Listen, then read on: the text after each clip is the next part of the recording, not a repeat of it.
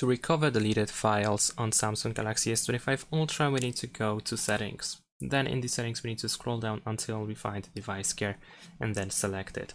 Here we need to go to storage, and then in this place we will find trash, so we can go here. Now we will find the list of apps that contain the trash, so we can find gallery here or contacts or pretty much anything that can contain deleted files. So these files are here for 30 days, and if that time runs up, then these files are removed permanently.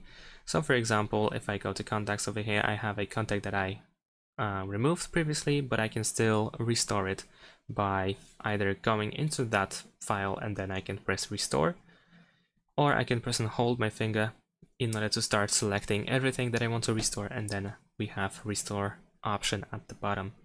And that is it. Thanks for watching, leave a like and subscribe to my channel, and see you in my next videos. Bye!